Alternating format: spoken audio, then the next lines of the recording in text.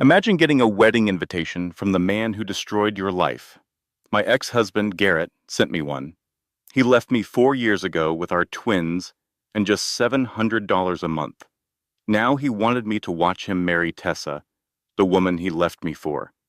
The invitation was printed on expensive paper we could never afford, but the real insult was the handwritten note inside that said, "No hard feelings." Then I saw the date he chose for his new beginning, June 15th, our old anniversary.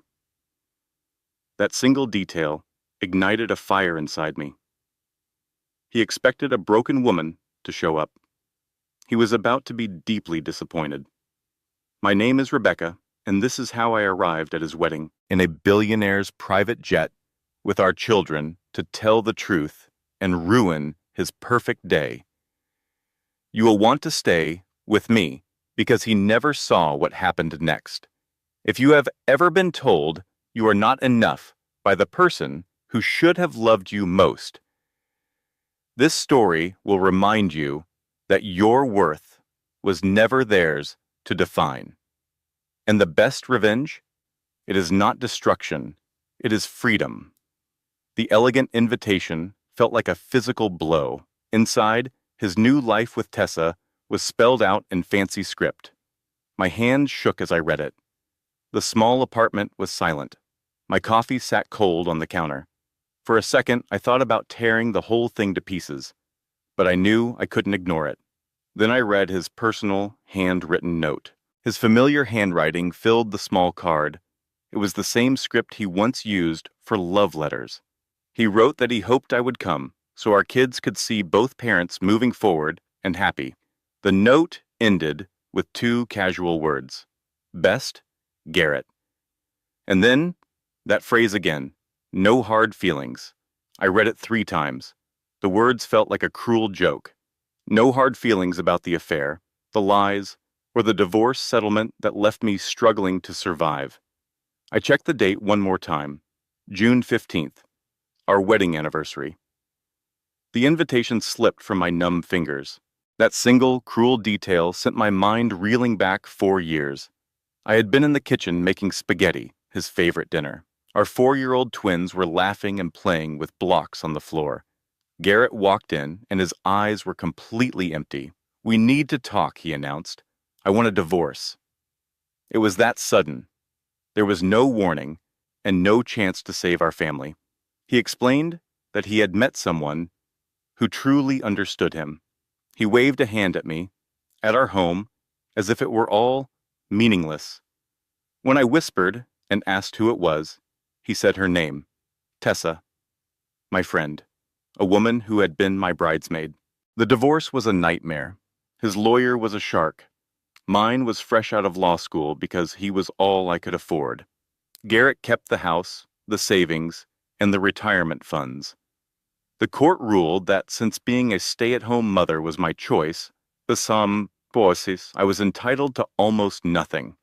I received $700 a month in child support. That was it. For 4 years, I worked 2 different jobs just to cover rent. I made secret visits to the food bank and endured phone calls from his mother, Patricia, who blamed me for the affair. Worst of all, I only saw my children, Evan and Emma, on weekends. I had become invisible. I glanced at an old wedding photo on the shelf. I barely recognized the smiling 27-year-old woman who believed in happy endings. My laptop pinged. It was an email from Julian. "I am here when you are ready," it said. I met Julian 18 months ago when I spilled coffee all over his laptop. He was so kind about it and just laughed. I did not realize he was a tech billionaire until our 5th date. We had kept our relationship quiet. He understood my situation and never pushed for more. He just waited. As I was thinking of him, my doorbell rang loudly, making me jump. A man in a professional suit was standing there, holding a package marked "Confidential." My heart hammered against my ribs as I signed for the package. I locked the door and stared at the heavy, official-looking envelope. There was no return address. I opened it slowly. Inside, I found plane tickets and a handwritten note from Julian. You deserve to walk into that room like you own the world, he wrote. Because you do. Tears blurred my vision. Beneath his note was a thick stack of documents. My hands trembled as I read through them. They were Garrett's financial records.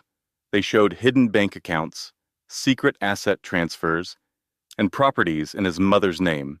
It was clear, undeniable evidence that he had hidden millions during our divorce. At the very bottom of the stack was a signed letter from Marcus Caldwell, Garrett's business partner. I was a coward, he wrote. I documented everything. I am sorry it took me this long. This is enough to reopen your case. I sank down to the kitchen floor. The papers spread all around me. Julian had been investigating Garrett this entire time. My phone buzzed. It was a text from my sister, Diane. Are you okay? I looked from the papers on the floor to the wedding invitation on the counter. I typed back, "Can you come over now? I need you." Her reply came instantly. On my way, 15 minutes. For the first time in 4 years, I smiled. It was not a happy smile. When Diane burst through the door, I simply handed her the invitation. Her face went from concerned to furious. "He invited you to his wedding on your anniversary?" she gasped. "And he wrote, 'No hard feelings'? Is he insane?" She insisted that I should not go. But then she saw the look in my eyes. "There is something else," she said. "What is it?" I passed her the heavy package. She read through the contents, her eyes getting wider with each page. "Holy hell," she whispered, looking up at me. "He hid all of this, and Julian, your Julian, found it?" I took a deep breath and nodded, finally ready to tell her everything. It all started at that little coffee shop on 7th Street. I had an accident and spilled coffee all over his laptop. He just laughed. We started talking, and he was so kind and funny. He was present in a way Garrett never was. We began dating, keeping it casual at first, but then I fell for him and he fell for me. I couldn't tell a soul, not even you or the kids. If Garrett found out I was seeing someone with money, he would drag me back to court. He would fight to reduce child support, claiming I no longer needed it. Diane's jaw tightened. That sounds exactly like him. So we hid our relationship completely. No posts on social media, no public dates, just us. Julian understood. He said he knew I had to protect the twins and that he could wait. He has been waiting for 18 months. I keep pushing him away because I am so scared. Scared of what? Of him leaving. Of him deciding I am not worth the trouble. Of him turning out to be just like Garrett. It is not fair to Julian, I know. He has never given me a single reason to doubt him, but I cannot shake the feeling. Diane reached out and took her sister's hand. "You know you are not the problem here, right? Am I not? Garrett spent years convincing you that you were. He tore you down and made you feel small. He made you believe you were lucky he stayed with you for as long as he did. But that was all a lie, Becca. Every word of it." Becca pulled away and walked to the window. Outside, life looked so normal. He told me I lacked ambition. He said I let myself go and that I was boring. He was cheating on you with your own friend. His opinion is worthless. But what if there was some truth to it? I was so busy with the twins and trying to be the perfect wife, maybe I did forget how to be interesting. Maybe I forgot how to be myself. Stop it. Stop what? Stop defending that man. Stop making excuses for what he did to you. I am not. Yes, you are. You are doing it right now. Diane stood up and walked over to her sister. "Listen to me. Garrett Sullivan is a liar and a cheat. He stole from you. He hid assets from the court. He committed a crime. And you are standing here wondering if you were not pretty enough for him." Becca's eyes filled with tears. I look at the woman in our wedding photos, and I do not even know who she is anymore.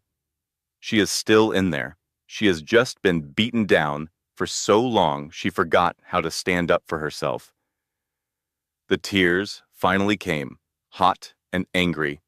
Diane pulled her into a hug as Becca sobbed into her shoulder. All the grief she had held back for 4 years came pouring out. I am so tired, Diane. I am so tired of struggling and pretending that I am okay when I feel like I am drowning. I know. I work 2 jobs, and I still cannot afford to buy the kids new shoes. I cannot give them anything. You give them love. That is more than Garrett ever did. Is it really enough? It is everything. They stood in the kitchen until Becca's crying finally slowed. Becca pulled away, wiping her eyes with a weak laugh. I got snot all over your shirt. He wants to fly us there on his private plane. Me, the kids, and you, if you want to go. Diane's eyes widened. Your boyfriend has a private plane? He is not my boyfriend. Okay, fine. My boyfriend has a private plane, and you were worried you were not interesting enough? Girl, you are dating a man with a private plane. You basically won the lottery. Becca could not help but smile. He wants the twins to officially meet him. He says we have been hiding for long enough. He is right. But what if they hate him? What if they love him? That could be even worse. You cannot protect them from everything, and you cannot protect yourself from everything. Sometimes you just have to take a chance. Becca looked at the invitation, then at the evidence against Garrett. He invited me because he wants his new wife to see me struggling. He wants to show everyone that he upgraded, then prove him wrong. How? Show up looking like $1 million, with a man who truly loves you, and with your kids who adore you. Walk in there like you own the entire world. Because you do, Becca. You just forgot for a little while. Becca looked out the window. Somewhere out there, Garrett was planning his perfect wedding, probably laughing about the invitation he sent. He had no idea what was about to happen. Okay, Becca said quietly. Okay? What? Okay? I will do it. I will go to that wedding. I will take Julian, and I will take the kids, and I will walk into that place like I own it. Diane grinned from ear to ear. That is my sister. But first, I have to do something. What is that? Becca picked up her phone and found Julian's name. She typed a message. I am ready. Let us do this. All of it. No more hiding. She hit send before she could second-guess herself. A reply came back in less than a minute. I was hoping you would say that. When can I see you? Becca smiled. A real smile this time. Tonight. Come over tonight. It is time you met my sister. And soon, my kids. I will be there, 7 o'clock. Diane read the message over her shoulder. Tonight? You are introducing him tonight? No more waiting. No more hiding. If I am going to do this, I am going all in. Good. It is about time. They cleaned the kitchen, put the evidence in a safe place, and stuck the invitation on the fridge with a magnet. It was a reminder. As Diane was leaving, she turned back. Becca, I am so proud of you. For what? For surviving. For fighting back. For remembering who you are. After Diane left, the apartment was quiet. But this time, the silence felt different. It was calm and purposeful. The invitation was still on the fridge. June 15th. She had 2 months to prepare, to plan, and to transform. 2 months for Garrett to believe he had won. Then, she would show him just how wrong he was. I was not the problem. I know that now. But back then, I believed him. 7 o'clock arrived faster than she expected. She had spent the afternoon cleaning, not because it was dirty, but because it helped calm her down when she felt overwhelmed. She scrubbed the bathroom and vacuumed the floors. She organized the twins' closet, making neat stacks of their clothes. The repetitive motion soothed her racing thoughts. At 6:45, she looked in the mirror. Jeans and a soft sweater. She looked normal, but she did not feel normal. Her phone buzzed. It was Julian. He was parking and would be right up. Her heart skipped a beat. She told herself to breathe. This was Julian. Kind, patient Julian. There was no reason to be nervous. The doorbell rang. She opened it to find him standing there in dark jeans and a simple shirt. He looked at her with those eyes that always made her feel seen. "Hi," he said softly. "How?" He held up a bottle of wine. "I brought this. I hope that is okay." She pulled him inside and kissed him. He dropped the wine and kissed her back. When they finally pulled apart, they were both breathless. "Hi," she said again. He gave her that warm, genuine laugh. "Hi yourself." They picked up the wine bottle, which was thankfully not broken. In the kitchen, Becca's hand shook as she poured them each a glass. "You are nervous," Julian noticed. "Yes, do not be. It is just me. That is why I am nervous."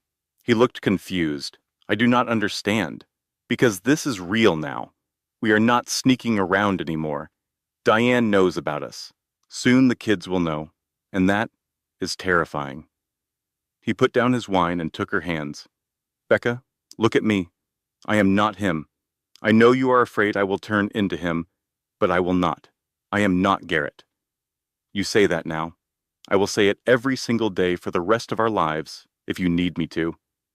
She wanted so badly to believe him. "He told me he loved me, too. He said all the right words, and then he left, I know.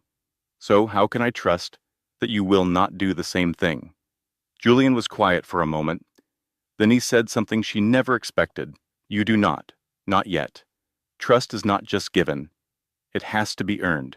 And I have not earned yours yet, but I will every single day, one day at a time until you believe me." Her throat felt tight. "What if that takes years?" "Then it takes years," he said. "What if I am too broken? What if I can never trust anyone again? Then we will figure that out together." "You are not broken, Becca. You are hurt. There is a difference." The tears started again, and she was so tired of crying. He pulled her into his arms and just held her. When she finally pulled away, she laughed softly. "I am getting your shirt all wet." "I have other shirts. This is starting to be a pattern. First coffee on your laptop, and now this. I am destructive." "You are perfect," he said. "Not even close. To me, you are." She looked up at this kind, patient man. "You investigated Garrett. You built an entire case without telling me." He looked a little embarrassed. "I did. I should have asked first. Why did you not?" "Because I knew you would tell me not to. I knew you would protect him, even though he does not deserve it. So, I did it anyway." "That is pretty arrogant."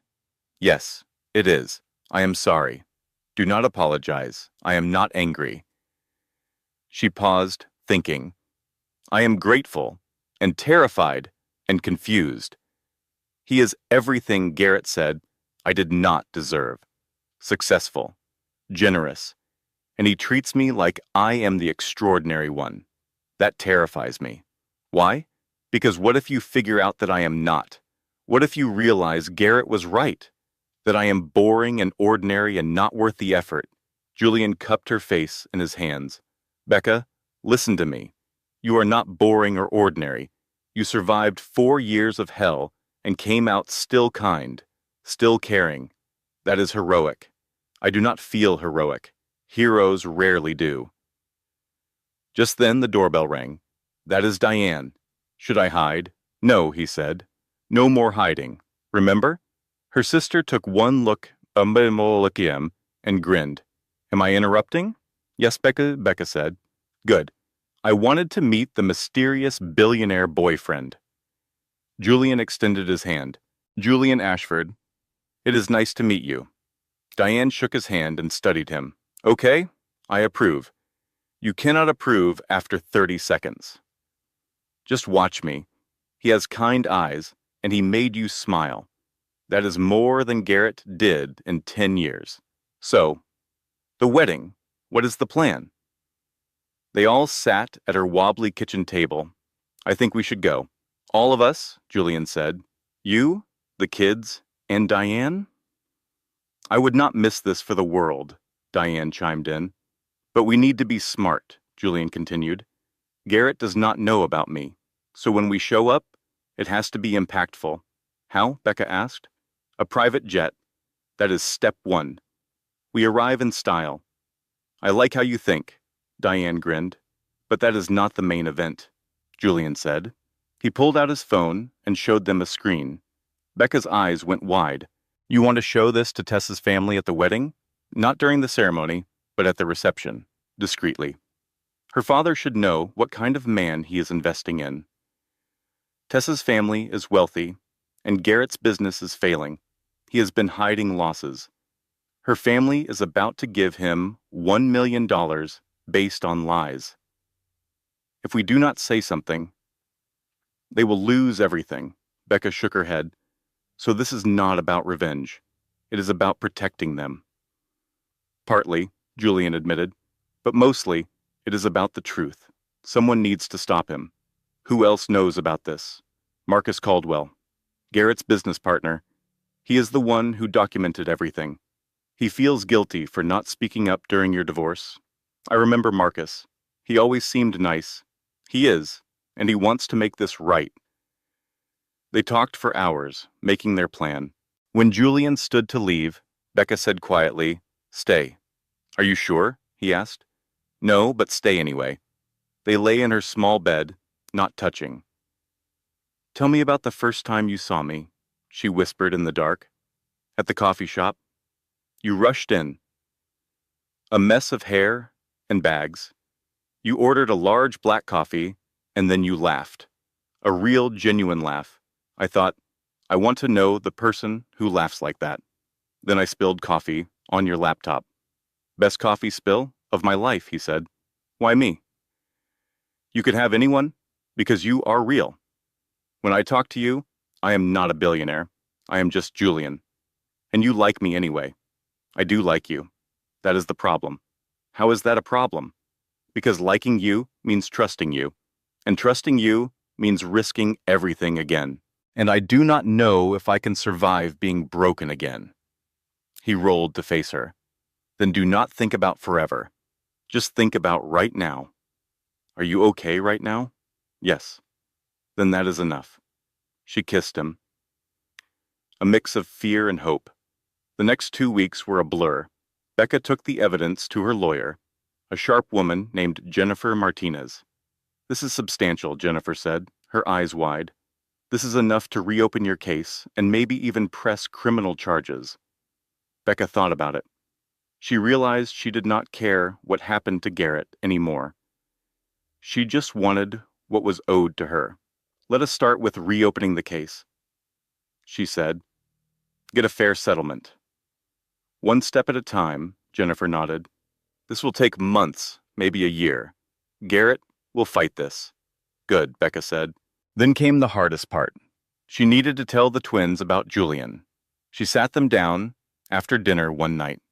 "Mom, you are making your serious face," Emma said. "Are we in trouble?" "No, sweetie. I just need to talk to you." Evan put down his tablet. "Is it about Dad?" "Sort of. It is mostly about me. I have a friend, a good friend, and he would like to meet you both. If that is okay." There was a long silence. Then Evan asked the question she had been dreading. "Is he your boyfriend?" "Because Dad says you will never find anyone as good as him." The words felt like a slap. Becca kept her voice calm. "Your dad said that?" "Yes. He said you are too." He used words I did not understand. "But he said no one would want to date you." Emma nodded. "He said you got lazy and did not take care of yourself. That is why he left." Becca wanted to scream. Instead, she took a deep breath. "Your dad is wrong. I was not lazy. I was taking care of you too, which is the hardest job in the world." "We know that, Mom," Emma said quickly. "As for my friend, his name is Julian. He is kind and funny, and I would really like for you to meet him." When Evan got in a fight at school the next day, Becca knew why. The principal, Mrs. Morrison, called her in. "Evan punched another boy, Tyler Richardson. I am so sorry. That is not like him. He said Tyler was saying mean things about you." Becca's heart sank. She found Evan in the nurse's office with an ice pack on his knuckles. "What happened?" he mumbled. "Tyler said you were dating a billionaire and you were just after his money." He said his dad told him, "Have you ever been told you are not good enough by the one person who should have loved you most?" My ex-husband, Garrett, told our children I was lazy and that no one would ever want me. For years, I believed him. But staying stuck in the past is not an option when you have two amazing kids. This is the story of how I stopped listening to his voice and started fighting for my own happiness. And if you have ever felt small, I hope my story shows you that the best revenge is living a life he cannot touch. I had to tell my children, Evan and Emma, about someone new. His name is Julian, and he is a truly special man. I assured them, no one will ever replace your dad, but I am allowed to be happy, too. Evan looked at me and asked, "Does he make you smile?" Real smiles, not the fake ones you do for Dad. My heart ached that they had noticed. "Yes," I promised. Real smiles.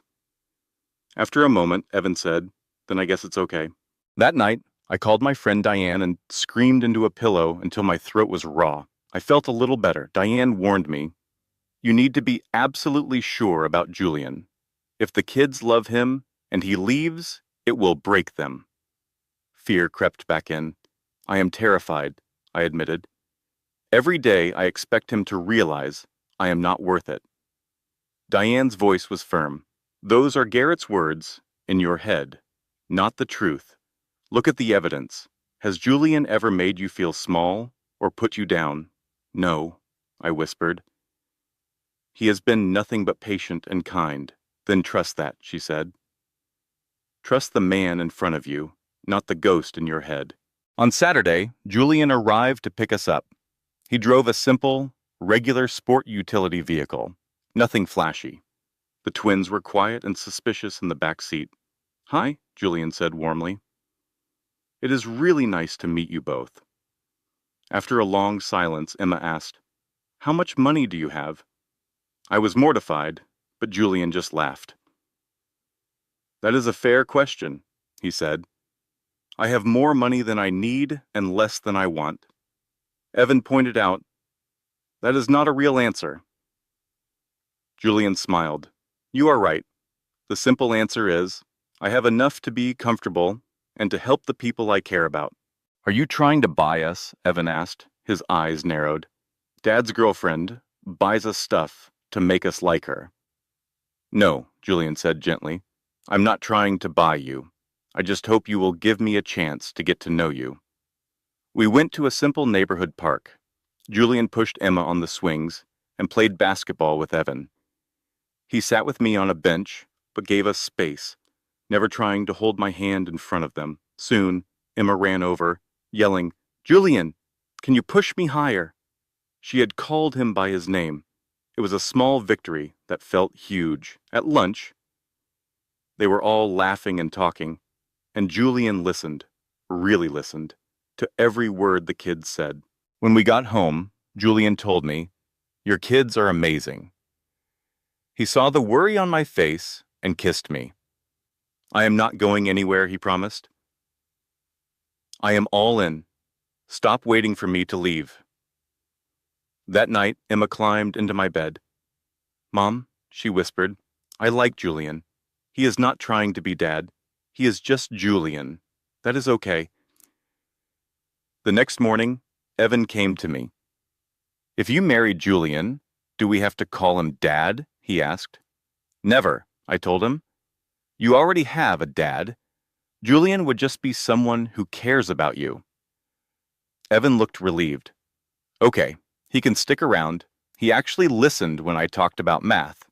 2 weeks later, Garrett called to check in about his wedding to his girlfriend, Tessa. "I know money is tight," he said in a fake, sympathetic voice. "The invitation says formal wear, but it is totally fine if you need to wear something simpler. No one will judge." A slow, hot anger bubbled in my chest. "I will be appropriately dressed, Garrett," I said, and hung up.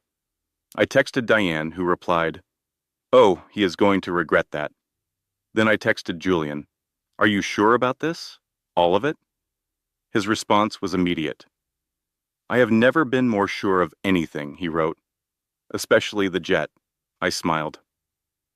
4 weeks until Garrett Sullivan learned the biggest lesson of his life. Then, 2 weeks before the wedding, everything changed. I got a call from the school principal. My heart stopped. She told me there had been an incident and asked me to come in. I found Evan in the office with a bleeding lip and scraped knuckles. Another boy was crying across from him. The principal explained there was a fight. Evan hit Tyler. I was stunned. My son was a gentle soul who never hit anyone.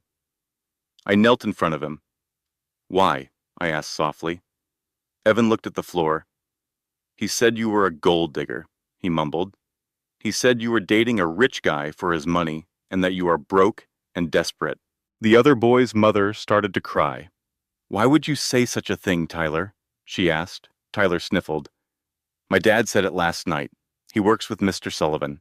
He said Garrett Sullivan's ex-wife was dating some billionaire and everyone knows she is just after his money. The world seemed to shrink around me. Garrett had been spreading these disgusting lies to his friends and coworkers. I pulled my son into a hug. You were defending me, I whispered. He was lying about you, Evan cried. I held him tight, my quiet, gentle boy who had gotten into a fight to protect my honor.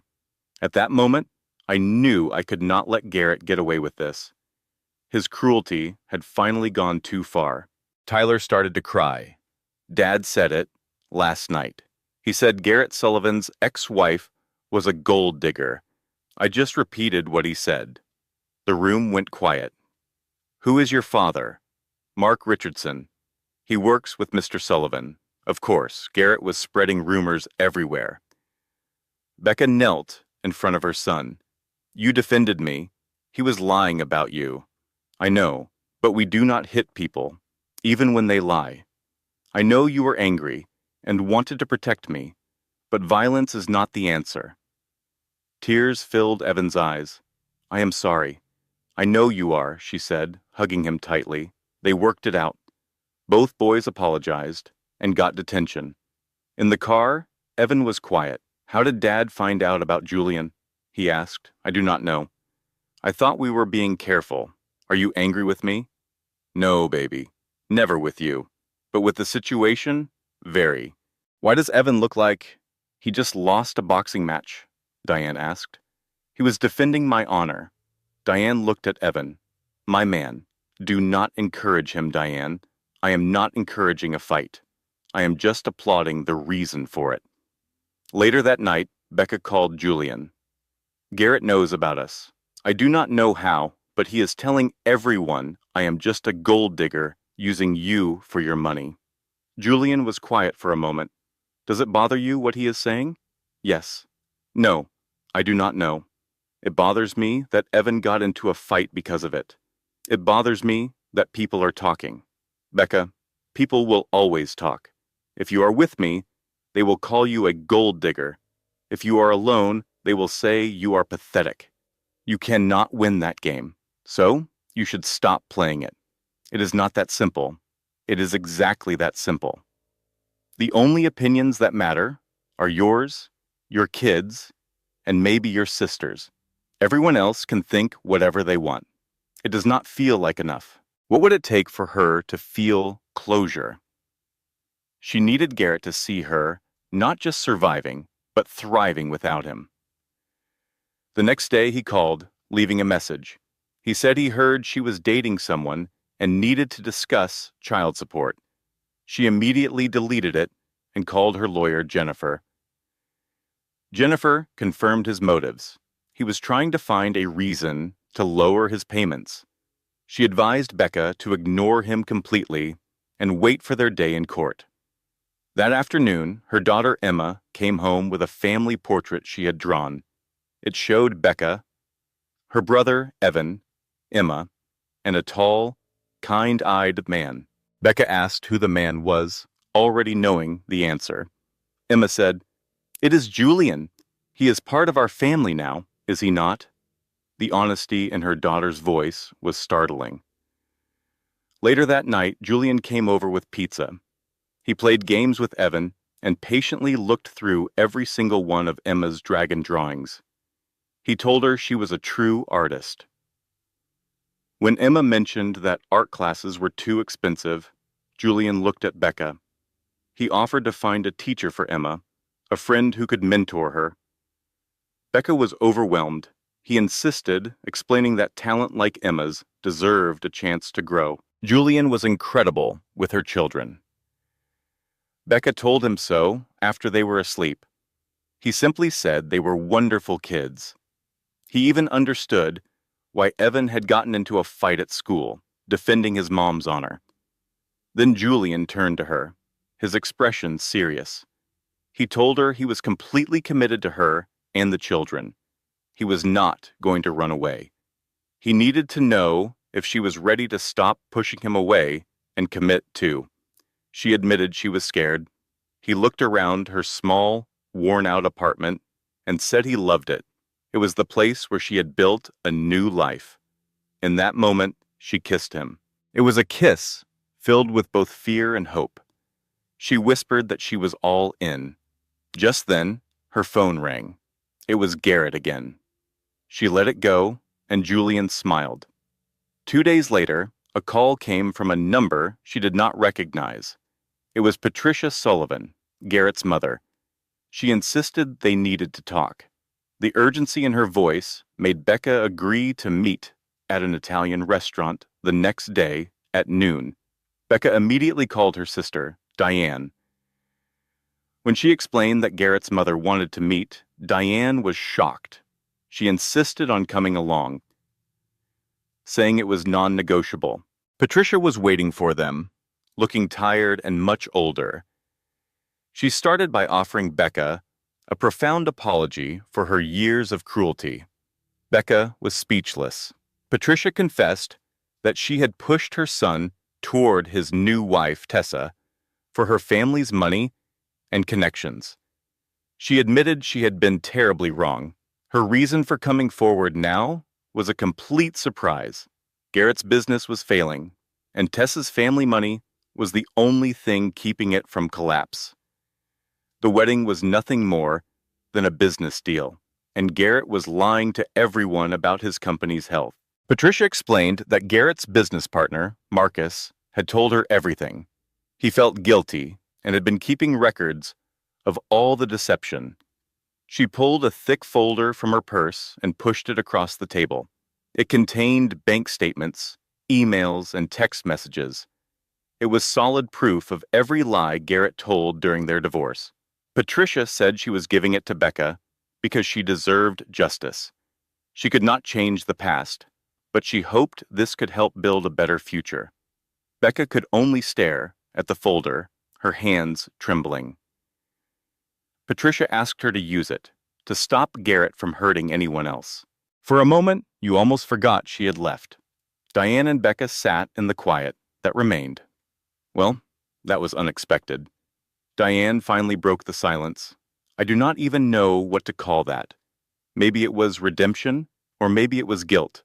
Becca opened the folder, her eyes scanning page after page of proof. This is everything we need. It is more than enough. So, what is your next move? Becca closed the folder and met her sister's gaze. I am going to that wedding. I will walk in with Julian and my children, and I am going to show everyone who Rebecca Hartwell is now. Heck yes, Diane said, and they high-fived across the table.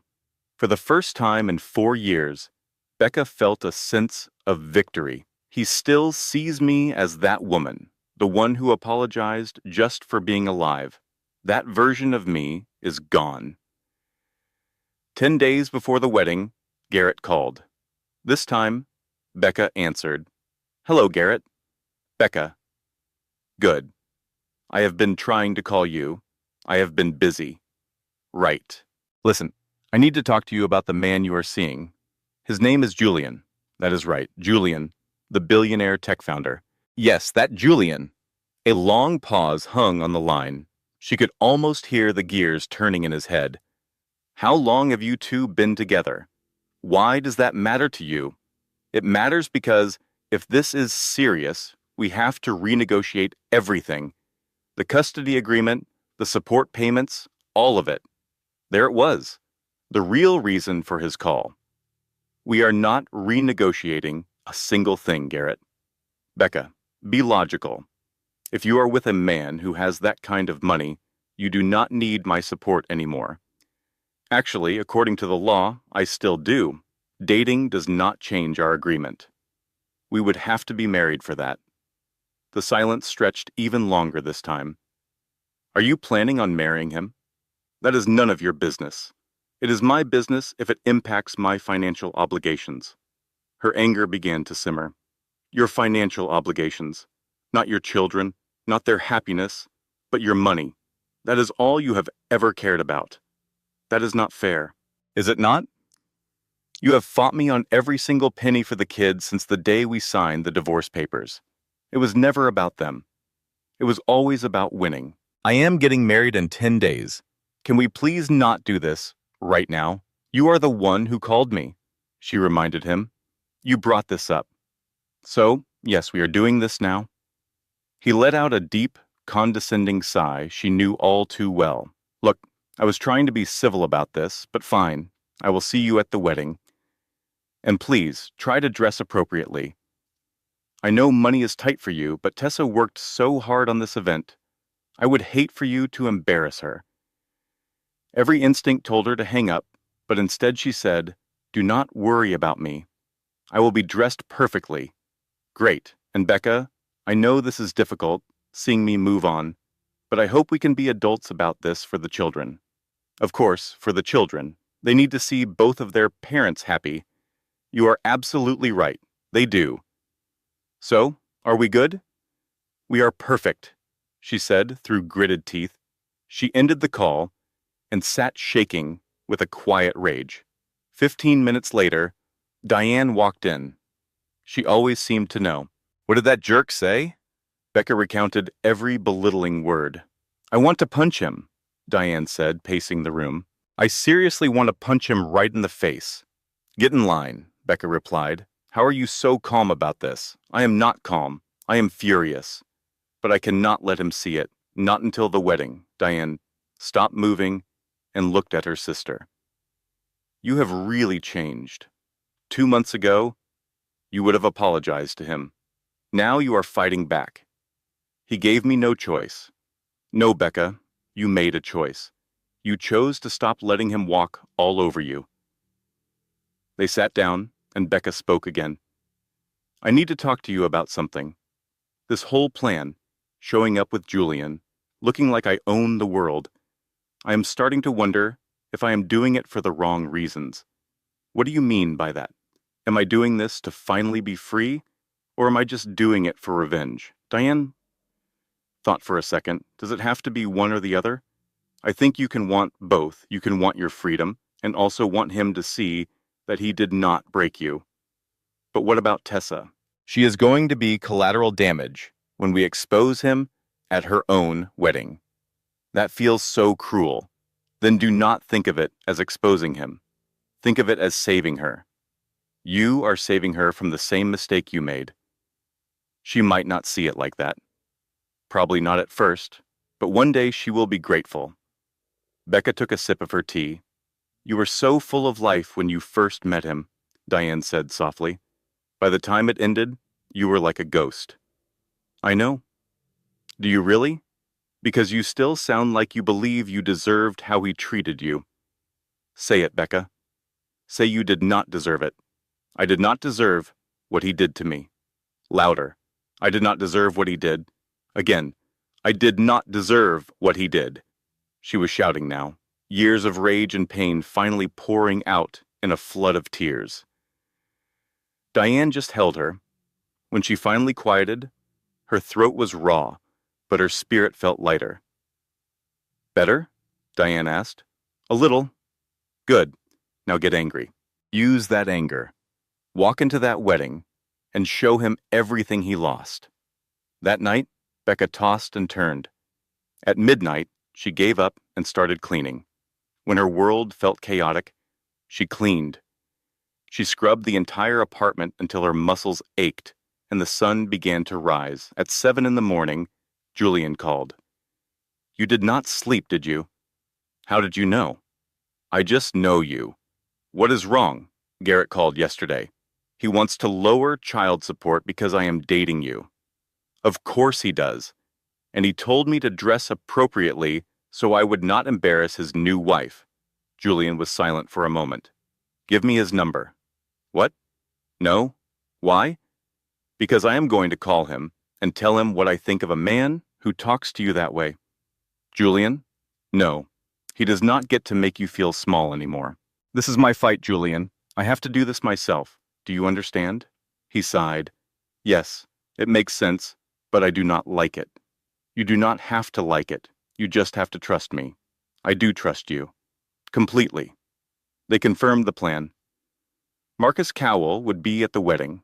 He would discreetly approach Tessa's father and show him the proof of Garrett's deception. 8 days before the wedding, Patricia called again. Rebecca, Garrett knows something is wrong. He is suspicious and keeps asking questions about the business and about Marcus. Be careful. He will be watching you at the wedding. I will. Thank you for the warning. Rebecca, one more thing. I am so proud of you for fighting back. You are stronger than I ever was. She hung up before Becca could say anything. 5 days out, the twins asked about the wedding. Are we really going to Dad's wedding? Emma asked. Yes, we are. Why? Because he invited us, and it is important for you to see both of your parents happy. Are you happy, Mom? Evan asked. I am getting there. Is Julian coming with us? Yes. Good, Emma said with a nod. I like Julian. Me too. He talks to us like we are people, not little kids. 3 days before the wedding, Becca found the dress. Diane took her to a boutique she could never afford. The dress was a stunning emerald green, the exact color Garrett always said washed her out. She looked breathtaking. Oh, heck yes, Diane whispered when she saw her. Dressing room. The dress was perfect, but it was too expensive. Diane smiled and said Julian had already paid for it last week. He had called her, instructing her to take Becca shopping for anything she wanted, his treat. Becca insisted she could not accept it, but Diane urged her to let someone take care of her for a change. Staring at her reflection, Becca saw a confident, strong, and beautiful woman. For the first time in 4 long years, she looked like herself again. 2 days before the event, a text arrived from Garrett. He thanked her for being mature, saying it meant a lot, and that the kids were lucky to have her. She read it 3 times before smiling and replying, "See you Saturday." He had no idea what was coming. She had spent so much time trying to be enough for him, never realizing she was the one who had always been enough. The night before the wedding, Becca could not breathe. It was 2 in the morning, and she was on the bathroom floor, her back against the cold tub, in the grips of a panic attack. She tried the breathing exercises, but they did not work. She could call Diane or Julian, but she felt this was her battle to fight. What if this was all a mistake? What if appearing at the wedding with Julian only made things worse for the twins? Was she just using him, proving Garrett right, that she was a gold digger? The thought spiraled, and she pressed her forehead to her knees. Her phone buzzed with a text from Julian. He could not sleep either and was thinking about her, telling her how proud he was. With shaking hands, she typed back that she was terrified. He replied instantly, reminding her she was not alone. She wanted to believe him. A moment later, her phone rang with his name on the screen. His voice was soft and warm when she answered. He had sensed the panic in her text and urged her to talk. She confessed she did not know if she could go through with it. He told her she could, replacing her what-ifs with facts. He reminded her she had survived 4 years of hell, raised 2 amazing kids, mostly alone, and had rebuilt her entire life. He called her the strongest person he knew. She did not feel strong. He explained that being human meant being scared, and true strength was moving forward despite the fear. Listening to him breathe on the line, she finally asked him why he chose her. Not the simple story, but the real reason. He was quiet for a moment before answering. He said the first time he saw her, she was exhausted and overwhelmed. But when the barista made a joke, she gave a real laugh in spite of everything. He knew then he wanted to know the person who could find joy when life was hard, the person who just kept going. She closed her eyes as more tears fell. She told him she was a mess, but he gently corrected her, saying she was human. He promised that even if the next day was a disaster, she would survive it just like everything else. He had faith in her because he saw the real her, not the version Garrett tried to create. They talked until the sky grew lighter and her panic finally faded. The fear was gone, replaced by a quiet resolve. At 6 in the morning, she sat with her coffee and took the wedding invitation off the refrigerator. She laughed, a real laugh this time. Garrett had no idea what her true feelings were because he had never cared enough to ask. Diane arrived at 8 with pastries and an overnight bag, announcing a full day of glam. She insisted that today was the day Becca would show him exactly what he lost, walking in like a queen. They spent the morning on hair, makeup, and deep red nails. When they finished, Becca looked in the mirror at a powerful and beautiful woman she almost did not recognize. The twins came home and stopped in the doorway, their eyes wide. Emma told her she looked like a princess, and Evan shyly agreed she looked pretty. Diane helped Becca into the emerald dress and zipped it up. She was unrecognizable and yet completely herself. Julian arrived at 1 o'clock, looking impossibly handsome in a suit. He stopped and just stared at her, telling her she was absolutely stunning. The twins came out, Emma in a pale blue dress and Evan in a small suit. They piled into a large sport utility vehicle that took them to a private airport. The twins were in awe. They had never seen a private plane before. Julian's pilot met them, and they boarded the jet. It was luxurious, with leather seats and polished wood. The children explored every corner while Becca sat by the window, watching the world shrink below them. She was nervous, but she was ready.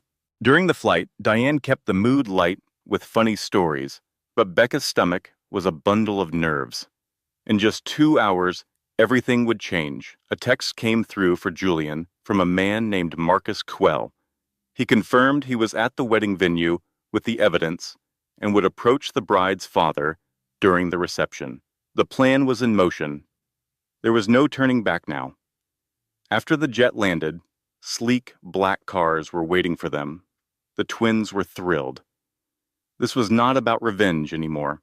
It was about justice. It was about breaking a pattern and protecting another woman, Tessa, from suffering the same fate Becca had endured. They arrived at a grand estate with rolling lawns and massive white tents decorated with flowers. It was the exact wedding Garrett had always claimed they could never afford. As their cars pulled up to the entrance, other guests arriving in normal vehicles stopped and stared. Julian stepped out first and helped Becca from the car. She stood tall, her emerald dress shining in the sun. Diane and the twins followed. Whispers erupted through the crowd as people recognized her and Julian Ashford. She walked forward with Julian's steadying hand on her back. A flustered wedding planner rushed over, saying there must be some confusion about the guest list. Becca smiled calmly and said her name was Rebecca Hartwell, plus 4 guests. The planner checked her tablet, confused because Garrett had only listed Rebecca, with no mention of children or other guests.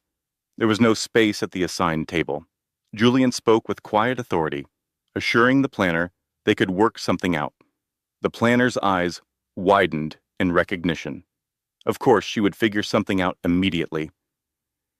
They followed her into the stunning reception area, filled with white flowers and crystal chandeliers. As they entered, the whispers grew louder. Across the lawn, Patricia Sullivan saw them. Becca's former mother-in-law went pale, but then a slow, deliberate smile spread across her face. She walked over, told Rebecca she looked beautiful, and then greeted her grandchildren warmly. Finally, Patricia extended a hand to Julian. I have heard a lot about you. Julian shook her hand warmly. I hope it was all good things. Patricia gave a sad smile, better than he deserved. She turned back to Becca. I am glad you are here. Then she walked away. Diane leaned over. Did Garrett's mother just give you a compliment? I think so. The world is officially upside down. They found their seats near the back. Becca took a deep breath. Across the room, she saw Lydia Monroe, who caught her eye and gave a small, supportive nod. Another ally. The ceremony was starting. Garrett appeared at the altar, looking tanned and perfect in his tuxedo. He scanned the crowd, and then his eyes landed on their table. His expression shifted from shock to confusion, then to anger. His gaze locked onto Julian, and a flicker of recognition dawned in his eyes. Becca just watched him. The music for the bridal march began.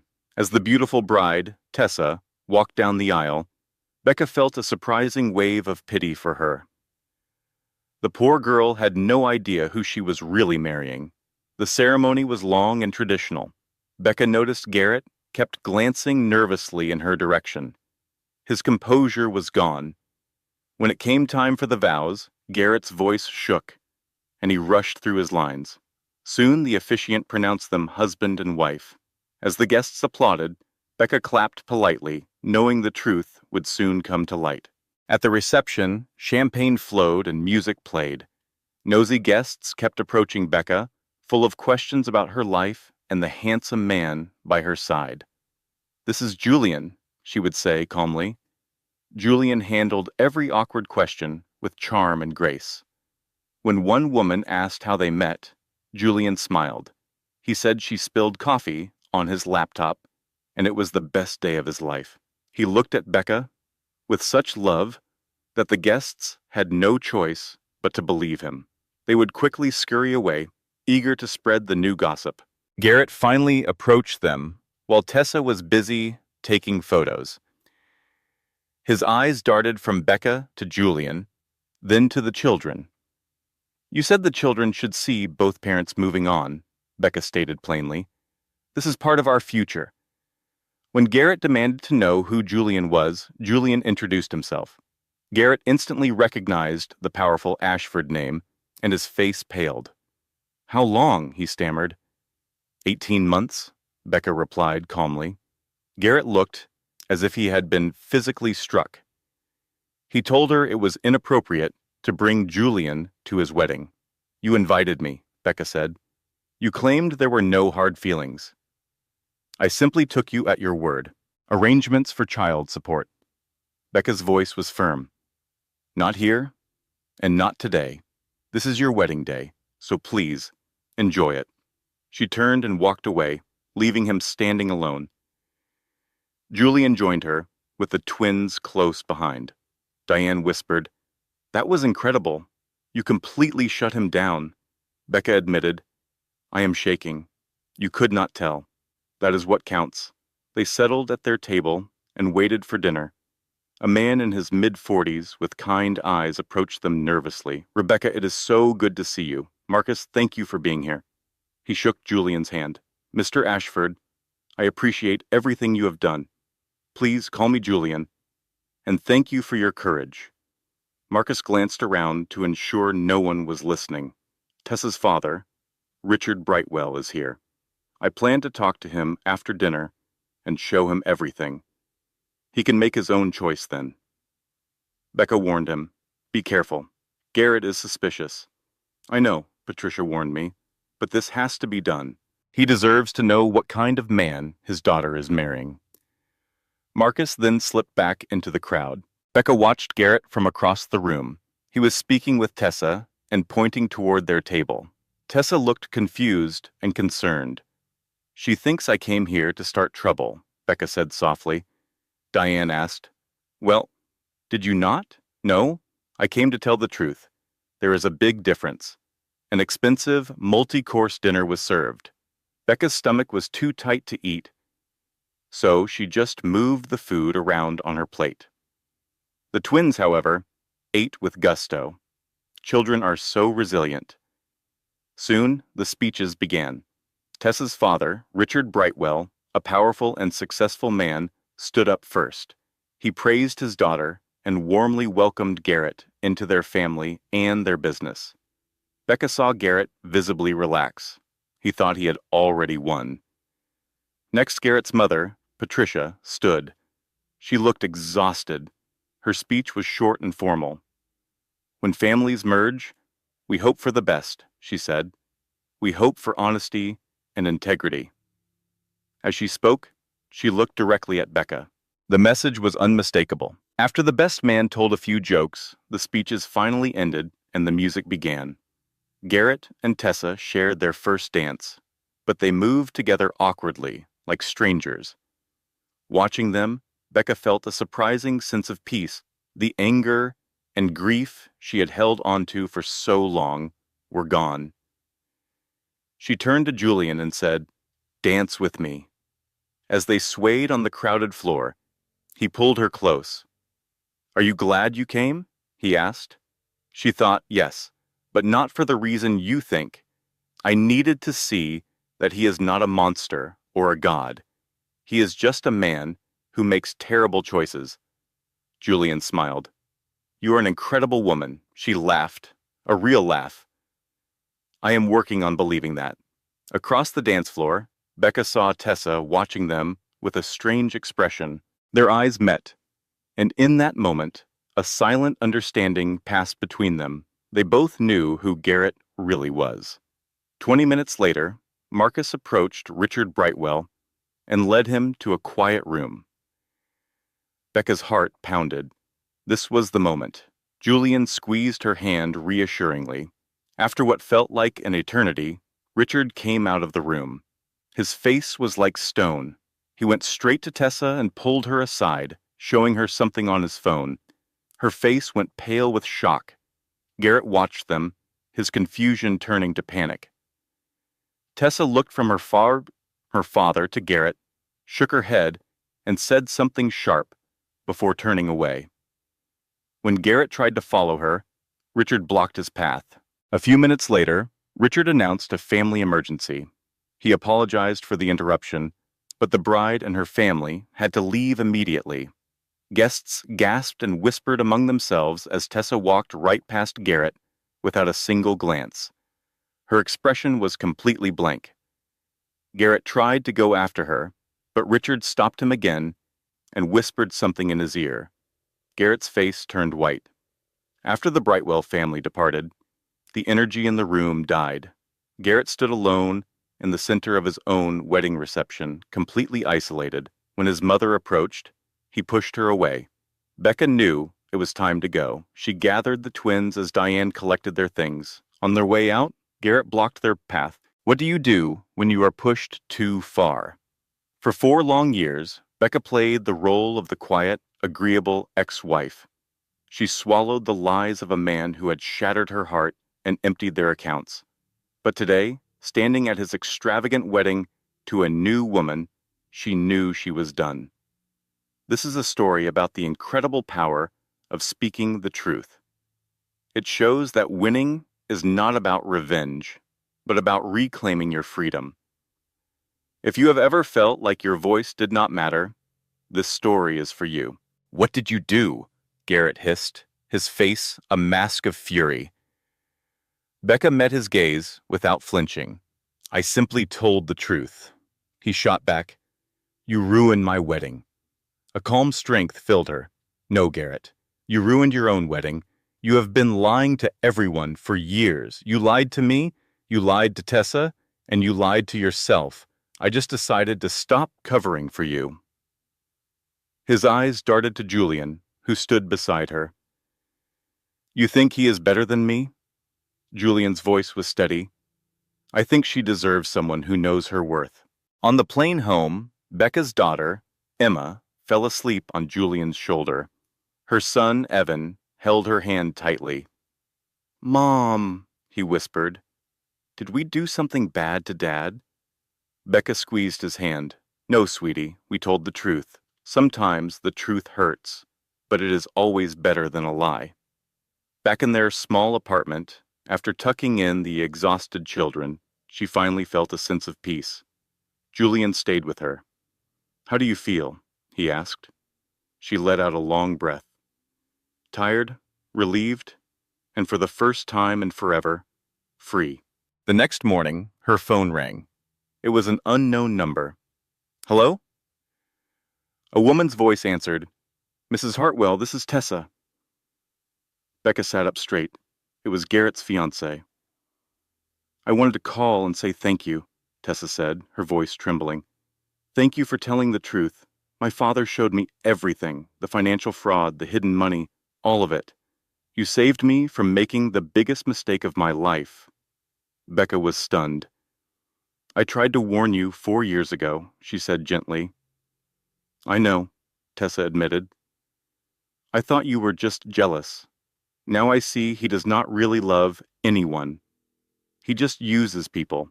3 months later, Becca's life was completely different. The divorce settlement was finalized, and it was more than fair. The evidence she presented was undeniable. She received everything she should have gotten 4 years ago. With the new financial stability, she quit her second job. Now she had time to breathe and to be with her kids.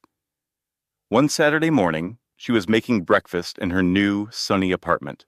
Her children, Emma and Evan, were happy. Julian was there, a comfortable part of their lives, attempting to make pancakes